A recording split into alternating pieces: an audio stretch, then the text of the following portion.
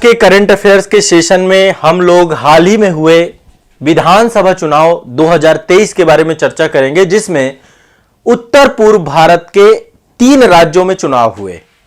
पहला तो आपका त्रिपुरा है। यहां पे देखिए, ये नॉर्थ ईस्ट इंडिया है हमारा, ये आप देख पा रहे हैं, ये नॉर्थ ईस्ट इंडिया है पूरा का पूरा।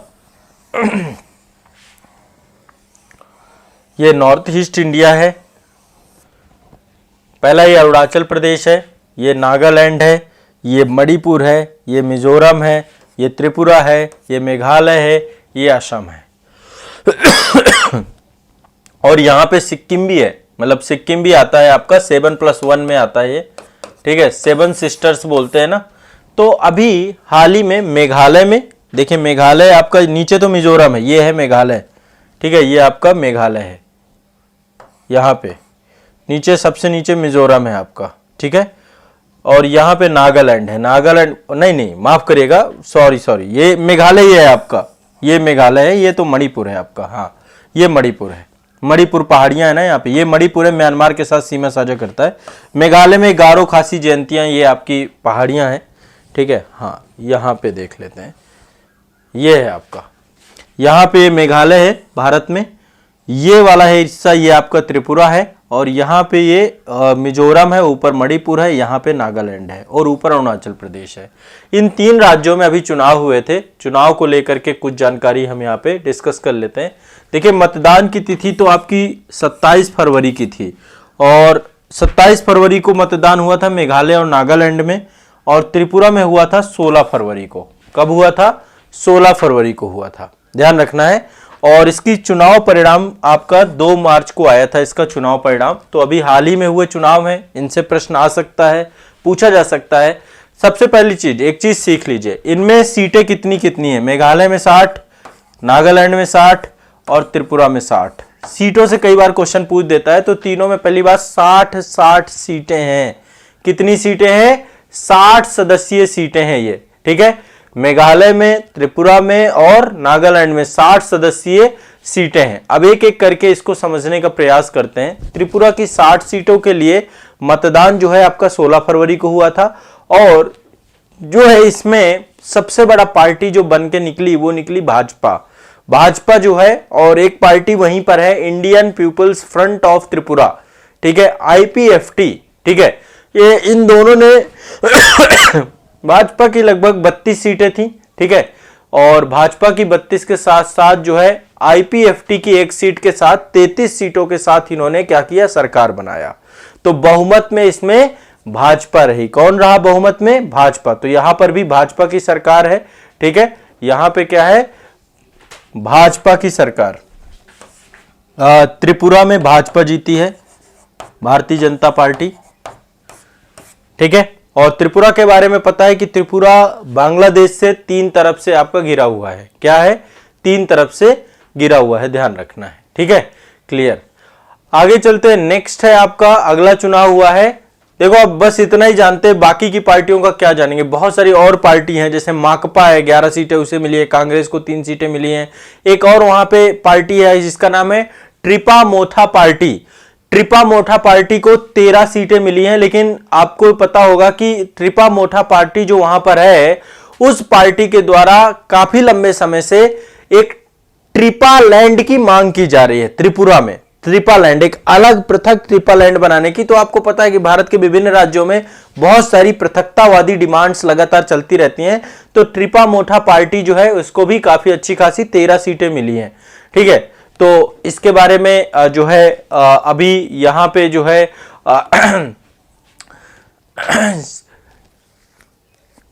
ठीक है, चलिए अब अगला चलते हैं नागालैंड में। पहला तो हो गया आपका त्रिपुरा, और यहां पे त्रिपुरा में जो है मणिक साहा जो है मुख्यमंत्री बनेंगे यहां के। तो एक तो हो गई त्रिपुरा की बात। अगली बात है नागालैंड की। नागालैंड में जो चुनाव की डेट है वो 27 फरवरी की थी, ठीक है। त्रिपुरा में 16 फरवरी, 27 फरवरी को नागालैंड में चुनाव हुए थे। अब नागालैंड में सबसे पहले समझिएगा सीटें 60 हैं, लेकिन इसमें भाजपा के एक सदस्य थे जो निर्विरोध चुन लिए गए थे, मतलब उनके खिलाफ कोई भी पर्सन नहीं खड़ा था। तो निर्विरोध चुन लेने के कारण से 59 सीटों पर क्या हुआ? मतदान हुआ, 59 सीटों के लिए मतदान कराया गया। और यहां पर भी फिर से एक बार भाजपा और एनडीपीपी करके एक पार्टी आपकी, इनका गठबंधन हुआ। एनडीपीपी का मतलब है नेशनल डेमोक्रेटिक प्रोग्रेसिव पार्टी, ठीक है। तो इन दोनों ने जो है एक बार फिर से जो है गठबंधन बना के सरकार को जीता है। तो यहां पे एनडीपीपी की 25 सीटें आई हैं, भाजपा की 12 सीटें आई हैं, ठीक है। तो सबसे बड़ी पार्टी यहां पे जो बन के निकली है नागालैंड में, उसका नाम है national democratic progressive party, NDPP, ठीक है। नागालैंड में जो सबसे बड़ी पार्टी है, देखिए त्रिपुरा में सबसे बड़ी पार्टी बीजेपी थी, 32 सीटें, और यहां पे नागालैंड में सबसे बड़ी पार्टी है एनडीपीपी। एनडीपीपी ध्यान रखना है, national democratic progressive party, plus 25 सीटें इनकी हैं, और साथ में जो है भाजपा की जो है, जो बीजेपी है, उसकी 12 सीटें हैं। इस तरीके से 37 सीटों के साथ साथ इन्होंने गठबंधन सरकार बनाई है। तो त्रिपुरा में भी वैसे बीजेपी बहुमत में रही है, ठीक है, वहां पे जो है इन्होंने सरकार बनाई है, ये ध्यान रखना है। तो एक दूसरा ये हो गया आपका, ठीक है, क्लियर है, स्पष्ट है। अब आगे चलते हैं, नेक्स्ट है आपका, अगला है मेघालय की। मेघालय की स्थिति क्या रही है? तो मेघालय में आपको बता दूं, यहां भी 60 सीटें हैं, लेकिन मतदान 59 सीटों में ही करवाया गया था, क्योंकि एक जो है विधानसभा सीट पर एक प्रत्याशी की मृत्यु हो गई थी, जिस कारण से वहां पे चुनाव नहीं करवाया गया। तो मेघालय की 59 सीटों के लिए चुनाव जो है 27 फरवरी को करवाया गया था। एक उम्मीदवार के निधन के कारण से मतदान नहीं कराया गया था, ठीक है। तो ये सीटें बहुत जरूरी है। देखो क्वेश्चन मुझे जहां तक लगता है कि यहीं से पूछा जाएगा, आपको सीटों से मैच द फॉलोइंग क्वेश्चन आता है, बहुत आसान है कि आसानी से आप इनको याद कर लीजिएगा। तो यहां पर जो है चुनाव परिणाम में यहां पर जो है स्पष्ट बहुमत किसी को प्राप्त नहीं हुआ था। स्पष्ट बहुमत किसी को प्राप्त नहीं होने के कारण से यहां पर क्या है कि एक त्रिशंकु विधानसभा बनने की स्थिति में ये आके खड़ा हो गया। अब यहां पे किसको कितना मिला? एक पार्टी है एनपीपी, सबसे बड़ी पार्टी बनी है NPP, national people party. Meghalaya में एनपीपी को सबसे ज्यादा सीटें मिली है, 26 सीटें, ठीक है, 26 सीटें मिली है एनपीपी को। फिर दूसरे नंबर पे पार्टी है यूनाइटेड डेमोक्रेटिक पार्टी, जिसको नाम है यूडीपी। अब ये सब स्थानीय पार्टी हैं, यूडीपी, ठीक है, यूनाइटेड डेमोक्रेटिक पार्टी, इसको मिली है 11 सीटें। कितनी मिली है? 11 सीटें। और तीसरे नंबर पे आपका तृणमूल कांग्रेस, इसको 5 सीटें मिली है। भाजपा को 2 सीटें यहां पर प्राप्त हुई हैं, तो भाजपा को 2 ही सीट मिली है, यह ध्यान रखना है। यहां पे बहुत ज्यादा सीटें नहीं मिली हैं, ठीक है। भाजपा को पिछली बार 2018 में जो चुनाव हुए थे उसमें 1 सीट मिली थी, इस बार 1 सीट उसकी बढ़ गई है टोटल, ठीक है। तो आपको ध्यान रखना है कि सबसे बड़ा जो घटक दल बन के निकला है आपका, वो है आपका एनपीपी। तो एनपीपी और यूडीपी इन्होंने मिल करके जो है इस बार जो है इन्होंने क्या किया है, सरकार बनाने की प्रयास किया है। तो ये आपको ध्यान रखना है, यहां पे ये चुनाव को लेकर के आपकी महत्वपूर्ण जानकारी है। क्लियर है, स्पष्ट है, ठीक है। 3 चुनाव मैंने आपको बता दिए, 3 चुनाव बता दिए, पहला त्रिपुरा का, नागालैंड का और आपका मेघालय का। स्पष्ट है, बहुत सिंपल सा है। और यहां पे जो है जो मुख्यमंत्री थे कोनराड संगमा थे, ठीक है, तो संभवतः यही मुख्यमंत्री यहां के बनेंगे। चलिए अब आगे बात करते हैं। नेक्स्ट है आपके, ये चुनाव हो गए। चुनाव के बाद देखो मैं आज आपको एक तथ्यात्मक जानकारी, जो मुझे लगता है कि 100% ये क्वेश्चन फंसेंगे ही फंसेंगे, आपको पता होना चाहिए। तो 100% जो क्वेश्चन मतलब आने की उम्मीद है, इन क्वेश्चनों को आपको रट जाना है आज के सेशन में पूरी तरीके से। वैसे ये मुझे लगता है जहां तक कि ये मैं 1-2 बार चर्चा कर चुका हूं, लेकिन मैं इसको बीच बीच में आपको ये टॉपिक चर्चा करता रहूंगा। G20 आपको पता है, इस बार जो है भारत में G20 होने वाला है। ये 18वां G20 होगा। कौन सा? 18वां 18 G20 होगा। कौन सा होगा? 18वां G20 होगा। 18वां G20 कहां हो रहा है? भारत में हो रहा है। अच्छा ठीक है, ये 2023 का G20 18वां भारत में हो रहा है। अच्छा 17वां कहां हुआ था? 17वां इंडोनेशिया में हुआ था। कहां हुआ था? इंडोनेशिया में। अच्छा ठीक है, 17वां इंडोनेशिया में हुआ, तो 19वां कहां होगा? अगले साल वाला, तो अगले साल का होगा ब्राजील में। ध्यान रखना इस बात को। मैंने पहले भी बताया कि G20 एक आर्थिक संगठन है। 26 सितंबर 1999 को इसकी जो है स्थापना हुई थी। इसमें 19 देश प्लस यूनाइटेड EU है, ठीक है, EU ये ध्यान रखना है। तो ये बात मतलब बिल्कुल रटे रहना है, भारत में होना है, क्वेश्चन पूछेगा, आगे पीछे का भी पूछ सकता है। तो 17वां आपका इंडोनेशिया में, 19वां आपका कहां पे हुआ था, ब्राजील में, 19वां ब्राजील में होगा। एक ये मैंने आपको बार बार बताया कि सीओपी से क्वेश्चन मुझे बड़ी उम्मीद रहती है कि ये सीओपी से क्वेश्चन हर बार पूछता है, आप देखना पीवाईक्यू को लेकर के।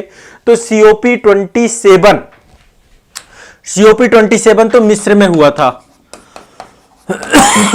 सीओपी 27 मिस्र में हुआ था, जगह थी शर्म अल शेख, शर्म अल शेख, याद रखना है। अच्छा ठीक है, सीओपी 27 मिस्र में हुआ था, तो सीओपी 28 कहां पे होगा? तो सीओपी 28 रट लेना है, दुबई में होने वाला है। कहां पे? दुबई। दुबई कहां पे है? यूनाइटेड अरब अमीरात, यूएई में, यूनाइटेड अरब अमीरात, यूएई में, दुबई में होगा आपका सीओपी 28। जलवायु परिवर्तन, ग्लोबल वार्मिंग को लेकर के इसमें वैश्विक स्तर पे शिखर सम्मेलन के तौर पे ये आपका conference of party United nation के तत्वाधान पे मनाया जाता है। ठीक है, तो इसकी पहली बैठक 1995 में हुई थी जर्मनी के बर्लिन में। ठीक है, सबसे पहली बैठक सीओपी कॉन्फ्रेंस ऑफ पार्टी की आपकी कब हुई थी? 1995 में। अब इसके बारे में डिटेल में जानना चाहते हो तो समग्रता से आपको एनवायरनमेंट की क्लास में आपको मिल जाएगा, जो मैंने ऑनलाइन बैच में पढ़ाया है। ठीक है, अगला चलते हैं एससीओ शिखर सम्मेलन। ये आपका संघाई कोऑपरेशन ऑर्गेनाइजेशन, ये इसके बारे में भी एक विशेष बात है। G20 के बारे में तो आपको पता है, लेकिन इस बार आपका 23वां एससीओ शिखर सम्मेलन हो रहा है। 23वां कहां पे हो रहा है? हमारे भारत में। ये भी एक बड़ी उपलब्धि है। G20 नहीं हो रहा, ये भी हो रहा है भाई आपका 23वां एससीओ शिखर सम्मेलन भारत में हो रहा है। अच्छा ठीक है, 23वां भारत में हो रहा, तो 22वां कहां पे हुआ था? पिछले साल वाला। तो पिछले साल वाला आपका 22वां हुआ है समरकंद में, उज्बेकिस्तान में पड़ता है आपका समरकंद। 22वां आपका समरकंद, उज्बेकिस्तान, उज्बेकिस्तान। ये सब रट जाना है, लिख लेना है आप लोगों को, ये रटन था चीजें आपको लिख लेना है। संघाई कोऑपरेशन ऑर्गेनाइजेशन आपका 23वां इंडिया में, 22वां आपका समरकंद उज्बेकिस्तान में। देखो एससीओ की स्थापना आपकी कहां हुई है? 15 जून 2001 को हुई थी। टोटल 9 देश हैं इसमें, ईरान अभी रिसेंट इसका कंट्री जो है जोड़ा गया, इसका मुख्यालय बीजिंग में है। ठीक है, टोटल इसमें आपके 9 देश हैं, अभी ईरान को भी जोड़ दें तो ईरान सहित 9 देश हैं, पहले 8 थे। ठीक है, अगला है G7। G7 आपका कहां होने वाला है? G7 को लेकर के भी क्वेश्चन पूछता है। तो 49वां G7 शिखर सम्मेलन, 49वां G7 शिखर सम्मेलन आपका इस साल होना है जापान में। कहां होना है? जापान में, जापान में। अच्छा ठीक है, 49वां जापान में होना है 2023 में। तो 2022 वाला 48वां कहां हुआ था? 48वां हुआ था जर्मनी में। कहां हुआ था? जर्मनी में, रट जाना है इसको। 48वां अच्छा जर्मनी में हुआ था। 49वां इस साल जापान में होगा, तो 50वां कहां पे होगा? तो 50वें को भी रट जाओ, 50वां इटली में होगा। 50वां आपका इटली में होगा। ये बस इतने ही, इतना, इसमें और ज्यादा कुछ समझने की जरूरत नहीं है, बाकी वो फिर मेंस ओरिएंटेड चीजें हैं। ये आपको कम से कम इनके आयोजन को लेकर के प्रश्न पूछता है, वो आपको पता होना चाहिए। बाकी डिटेल में आईआर की क्लास में इन सब के बारे में मैंने बताया है, कितने सदस्य देश हैं, क्या उद्देश्य है, क्या क्या चीजें आपकी होती रहती हैं।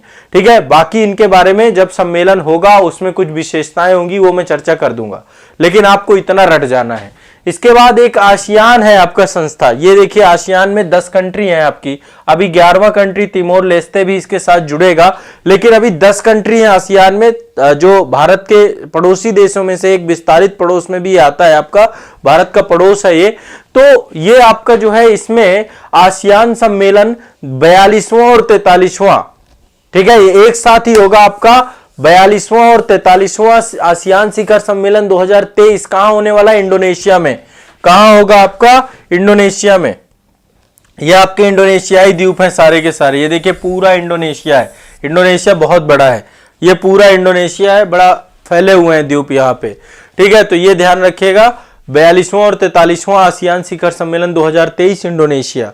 अभी इनमें 11वां सदस्य भी जुड़ेगा, तिमोर लेस्ते, वो भी आपको ध्यान रखना है, वो भी एक द्वीपीय देश है। इसके बाद अच्छा 42वां और 43वां इंडोनेशिया में होने वाला है। इससे पहले वाला कब हुआ था? 40वां और 41वां, वो कंबोडिया में हुआ था। कहाँ हुआ था? कंबोडिया में। ये है कंबोडिया आपका, यहाँ पे देखिए ये भारत के पड़ोसी में म्यांमार है, इधर थाईलैंड है, लाओस, कंबोडिया, वियतनाम, ये कंट्रीज हैं आपके दक्षिण चीन सागर वाला जो क्षेत्र है वहां से जुड़े हुए हैं। ठीक है, तो ये आपका जो है आसियान से जुड़े हुए सम्मेलन थे। इसके बाद देखिए ये नाटो भी आपका चर्चा वाली चीज है, हमेशा चर्चा होती रहती है। 1 साल पूरे हो गए, 1 साल से ज्यादा समय हो गया, रसिया यूक्रेन वार अभी भी चल रहा है, दोनों युद्ध विराम की स्थिति में नहीं है, पागलपन चढ़ा रखा है इस संस्था ने। और ये संस्था मुझे जहां तक लगता है कि इस समय वैश्विक अशांति के लिए सबसे कारक संस्था में से एक है नाटो। ये सबसे अप्रासंगिक संस्था होनी चाहिए, इसको समाप्त कर देना चाहिए। अमेरिका के द्वारा पूरे विश्व को अशांत करने के उद्देश्य से संगठन को बहुत कारगर तरीके से चलाया जाता है। तो नाटो का भी शिखर सम्मेलन होता रहता है। 33वां नाटो शिखर सम्मेलन होने वाला है लिथुआनिया में, और बहुत महत्वपूर्ण होगा ये, क्योंकि जिस तरीके से आपका लिथुआनिया भी बॉर्डर साझा करता है, पहले यूएसएसआर का हिस्सा होता था। एस्टोनिया, लिथुआनिया और लाटविया, इनको बाल्टिक राज्य कहते हैं। क्या बोलते हैं? एस्टोनिया, लाटविया और लिथुआनिया, ये बाल्टिक राज्य हैं। वहीं पे बाल्टिक सागर है, उसी के साथ सीमा साझा करते हैं। तो ध्यान रखना 33वां नाटो शिखर सम्मेलन, 33वां नाटो शिखर सम्मेलन कहां पे हुआ है आपका? 33वां नाटो शिखर सम्मेलन होगा लिथुआनिया में। 32वां कहां हुआ था? 32वां मैड्रिड स्पेन में हुआ था। 32वां आपका मैड्रिड स्पेन में हुआ था। बाकी आप सब जानते हो इसकी स्थापना जो है कोल्ड वार के दौरान 1949 में हुई थी। टोटल 30 देश हैं इसमें। इसका मुख्यालय ब्रुसेल्स में है, बेल्जियम में इसका मुख्यालय है। कहां पे उसका मुख्यालय? बेल्जियम, ब्रुसेल्स में इसका मुख्यालय है। एक और है आपको, भारत के द्वारा इस संगठन को बनाया गया नॉन अलाइनमेंट मूवमेंट, नैम। ये भारत की विदेश नीति की देन है ना। गुट निरपेक्ष आंदोलन के बारे में आप सबको पता होगा। तो 19वां गुट निरपेक्ष शिखर सम्मेलन होने वाला है। 19वां गुट निरपेक्ष शिखर सम्मेलन होने वाला है युगांडा में। कहां होने वाला है? युगांडा में। युगांडा 2023 में हो रहा है ये आपका। 19वां वाला 2023 में हो रहा है। इससे पहले 2019 में हुआ था आपका 18वां 2019 में हुआ था। रेगुलर नहीं रहता ये, ठीक है। और 19 में जो हुआ था 18वां, ये आपका अजरबैजान की राजधानी बाकू में हुआ था। 1961 में इसको बनाया गया था। और टोटल 120 देश हैं। ये वो देश हैं जो कि नव स्वतंत्र हुए और कभी औपनिवेशिक शोषण के जो है शिकार रहे। ये भी आपको याद रखना है। क्लियर है? देखो बहुत महत्वपूर्ण चीज है, बता रहा हूं ये सब, देखो रट जाना है आपको, ठीक है। चलो अगला है चोगम। ये कॉमनवेल्थ कंट्रीज जो है आपका, उनका जो है आपका ये शिखर सम्मेलन होता रहता है। तो चोगम जो आपका है 27वां चोगम होना है। कॉमनवेल्थ कंट्रीज जो है उनका ये 27वां शिखर सम्मेलन है। 27वां शिखर सम्मेलन, 27वां शिखर सम्मेलन, 27वां चोगम शिखर सम्मेलन, ठीक है। ये आपका जो है 2024 में होगा। कब होगा? 2024। हर 2 साल में होता है आपका। ये होगा समोआ में। कहां होगा? समोआ में होगा। इससे पहले 2022 में जो हुआ था वो रवांडा में हुआ था। कहां हुआ था? रवांडा में। 2022 वाला रवांडा में हुआ था, रवांडा में। तो ये थोड़ा सा रट लेना है। 27वां चोगम आपका कहां? 2024 में होगा, समोआ में। और 26वां आपका कहां होगा? रवांडा में, ठीक है। इसकी स्थापना 1926 में की गई थी, 1926 में। अल्टीमेट गोल यही था कि जो ब्रिटेन के उपनिवेश हैं उनको एक मंच पे रखा जाए। टोटल इसमें 56 देश हैं। इसका मुख्यालय लंदन में है और ब्रिटेन की महारानी जो है इसको लीड करती है हमेशा। वही जो है इसकी मुखिया के तौर पे कॉमनवेल्थ कंट्रीज की रहती हैं, ठीक है। एक ये आपका संगठन है, ठीक है। ब्रिक्स के बारे में सभी जानते हैं। विश्व की ये डेवलप्ड इकोनॉमी, डेवलपिंग इकोनॉमी है, सबसे बड़ी डेवलपिंग इकोनॉमी। इसमें ब्राजील है, रसिया है, इंडिया है, चाइना है, दक्षिणी अफ्रीका है, ठीक है। तो इसका भी शिखर सम्मेलन होता है। आपका 15वां शिखर सम्मेलन है इस साल। 15वां शिखर सम्मेलन ब्रिक्स का कहां है? दक्षिणी अमेरिका में। कहां पे है? 15वां शिखर सम्मेलन आपका दक्षिणी अमेरिका में 15वां है। कहां है? 15वां। इससे पहले जो 14वां हुआ था वो चीन में हुआ था। 14 आपका चीन में हुआ था। तो चाइना में आपका 14वां शिखर सम्मेलन है। क्या है? ये 2009 में बना था। टोटल 5 देश हैं इसमें। इसका मुख्यालय संघाई में है। क्या है? 5 देश है, मुख्यालय संघाई में। इतने रट लो, पहले इतने रट लो। आज देखो काफी सारे बता दिए। ये बहुत जरूरी चीज थी और ये इसलिए जरूरी है क्योंकि ये मुख्यालय वगैरह यही इन्हीं सबसे क्वेश्चन पूछ लेता है, इनसे पूछ लेता है कि कब आयोजित होना है, कब कौन सा आयोजित होना है। तो अब रट जाओ। लिख लिया ना सभी ने? लिख लिया कि नहीं लिख लिया? अच्छा, पेन थोड़ा पतला कर लिया जाए, ठीक है, चलो। ये रट जाना है। और सेशन को यदि जो लोग पहले तो लिख लो, टाइम बचेगा आपका बाद में रिवीजन करते समय। ये रट ले, रट के जाना है, 1-2 क्वेश्चन पक्के हैं आपके। अब देखो, एक ये पहली बार, अब आपको पता है कि क्रिकेट का खुमार सबको, आईपीएल चालू हो गया। आईपीएल के ही तर्ज पे वो डब्ल्यूपीएल चालू हुआ है। क्या चालू हुआ है? डब्ल्यूपीएल, प्रथम महिला प्रीमियर लीग, ठीक है, प्रथम महिला वुमेन्स प्रीमियर लीग हुई है। टाटा के द्वारा स्पॉन्सर्ड थी ये आपकी, ठीक है। तो इसका आयोजन जो है, सभी मैच कहां पे हुए हैं? एक ही जगह पे हुए हैं, महाराष्ट्र में, ठीक है। अब ये एक तरीके से देखिए एक नया ईरा है क्रिकेट का, जिसमें कमर्शियल क्रिकेट चल रहा है आपका पूरी तरीके से। तो आयोजन इसका, सभी मैच, बहुत ये गुड न्यूज है भारत में। मैच है ये, महिला सशक्तिकरण की दिशा में एक नया प्रयास है और महिलाओं के लिए ज्यादा अवसर विकसित करेगा। महिलाओं को जो है ज्यादा मौका मिल पाएंगे इसके माध्यम से। तो सभी मैच महाराष्ट्र में हुए हैं। विजेता इस बार हुई है मुंबई इंडियंस, ठीक है, जिसकी कप्तान थी हरमनप्रीत कौर। क्वेश्चन पूछा जा सकता है, इसलिए इसको थोड़ा सा रट जाना, ठीक है। विजेता हुई है मुंबई इंडियंस। मुंबई इंडियंस, ये मुंबई इंडियंस आईपीएल, देखो मेल की अलग है, वुमेन्स की अलग है, ठीक है। तो मेंस अलग है, वुमेन्स अलग है, ठीक है। इंडियन, मुंबई इंडियन जो है आपकी जीती है इस बार, विजेता रही है। उप विजेता दिल्ली कैपिटल्स थी, उप विजेता दिल्ली कैपिटल्स थी, जिसकी कप्तान मेग लैनिंग्स थी। मेग लैनिंग्स जो है आपकी दिल्ली कैपिटल्स की थी और मुंबई इंडियंस की कप्तान हरमनप्रीत कौर, ठीक है। इंडियन क्रिकेट टीम में है ये वुमेन्स कैप्टन। तो ये हरमनप्रीत कौर के द्वारा ही जो है मुंबई इंडियंस को जो है जिताया गया, इन्हीं की कप्तानी में, ध्यान रखिएगा। इसमें भी सबसे ज्यादा विकेट किसने लिए? हेली मैथ्यूज ने सबसे ज्यादा विकेट, यानी कि पर्पल कैप का जो कॉन्सेप्ट है, सबसे ज्यादा जो विकेट लेता है उसको पर्पल कैप मिलती है, तो हेली मैथ्यूज को मिला है। सबसे ज्यादा रन आपको किसने बनाया है? तो दिल्ली कैपिटल की जो कप्तान थी मेग लैनिंग्स के द्वारा बनाया गया। देखो इसमें सबसे बड़ी खासियत क्या होती है, चूंकि कमर्शियल क्रिकेट है तो इसमें इंडियन प्लस साथ में इंटरनेशनल जो प्लेयर्स होते हैं, उन सभी प्लेयर्स को लेकर के ये पूरा का पूरा जो है मैच आपका होता है। तो मेग लैनिंग्स को ने सबसे ज्यादा रन बनाए थे, तो इनको ऑरेंज कैप मिला है। मेग लैनिंग्स ने सबसे ज्यादा बनाए थे। उप विजेता टीम की ये कप्तान थी दिल्ली कैपिटल की, दिमाग में बैठा लीजिए, ऑरेंज कैप इनको मिला है, ठीक है, ये ध्यान रखिएगा। और फाइनल मैच में प्लेयर ऑफ द मैच जो मिला है वो नताली एक पर्सन है, नताली सीवर को मिला है। और emerging player of the season जो है यस्तिका भाटिका को मिला है। Yastika Bhatika, emerging player of the season, ठीक है। तो ये 4-5 चीजें ही जाननी है, बहुत ज्यादा इसमें हम चीजों को डिस्कस नहीं करेंगे, बस मेन चीजों को लेकर के डिस्कस करेंगे। तो वुमेन्स प्रीमियर लीग को लेकर के एक ये बहुत महत्वपूर्ण आपका करंट अफेयर्स है आज आपका, ठीक है।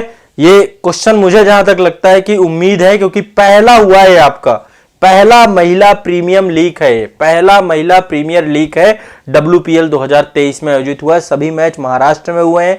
विजेता मुंबई इंडियंस थी, कप्तान इसकी हरमनप्रीत कौर थी। उप विजेता दिल्ली कैपिटल थी, उसकी कप्तान मेग लैनिंग्स थी। पर्पल कैप सर्वाधिक विकेट लिया है हेली मैथ्यूज ने।